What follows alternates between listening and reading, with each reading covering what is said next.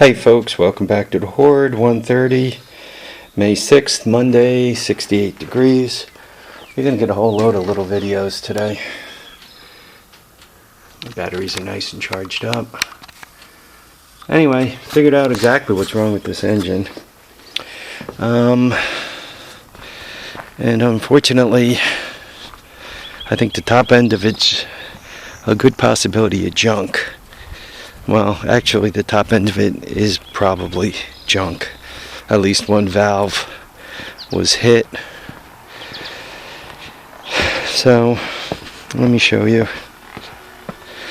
This engine threw me because it's never been taken apart. So, somebody blew it up and never took it apart to figure out what was wrong with it, obviously. When you pull the string, this thing here should go round and round, and it doesn't.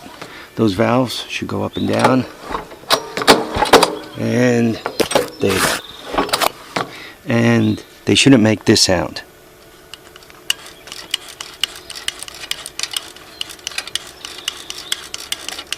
So she threw a timing chain, broke a timing chain. She's got timing chain issues. Now, for you folks who don't know a whole load about engines, just to bring you in to what happens when you break a timing chain. A lot of times, one valve is opened, and it stops right there with one of the valves opened, and that kind of feels loose. So it was probably the intake valve that might have been opened. So the valve's open, the piston comes up, and these pistons are not shaped. They don't have a cutout in them to allow for the valves being opened when they shouldn't be opened. So what happens is the piston comes up and bends the valve. A lot of times when that happens, it not only hurts the valve, but it hurts the valve seat, and it hurts the valve guide. The thing the valve rides back and forth in the head. So this is a nice looking head. I mean, it's clean, the bolts are all good. It's probably done. Why does that happen? If you don't adjust the timing chain, occasionally it could get very, very, very loose, and then eventually it'll throw and or snag and break. Either way, once again, the bottom of the engine's still turning, especially if you got her screaming wide open when it does it, and hammers the valves up. So that is not good news. I'm going to be a lot more careful when I pick the next engine to put on this. Big tragedy, it's an annoyance. I mean, the top end of that engine's good, the bottom end of this engine's good. I already tested the shift. See, if you look right here when I shift, see, you can see that thing turning. That's a good sign. So the bottom end of this engine's good, but obviously the top end is trouble.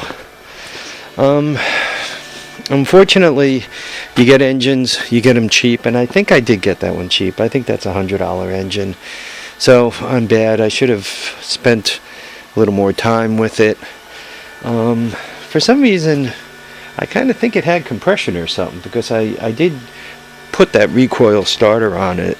And the reason why is I remember buying all these new bolts. So I did put this on here.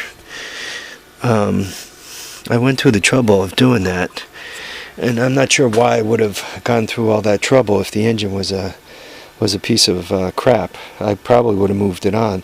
I probably would have figured out it had no compression and started sniffing at it and asking why. So I'm not quite sure how this one got by me. Yeah, I'm not sure, unless no, it's not one of the older engines, because I just bought those bolts and put them on. Yeah, I can't explain how this one didn't get by my initial testing. I should have figured that out. All right, folks, live, love, and have a great time. We'll see how long it takes takes me to find another engine and smash it on there, and we try again. I was trying to get it done before the sun came around the front and burned me up. You can see the line is right on the front of the bike, so I got to get rolling here. Folks, thanks for watching, thanks for subscribing, thanks for commenting, and we'll catch you on the next episode of The Horde. And maybe this time something will be running. If not, I'll have to get on the 300 and gun the engine a few times just to feel like I made something start today. Alright folks, thanks.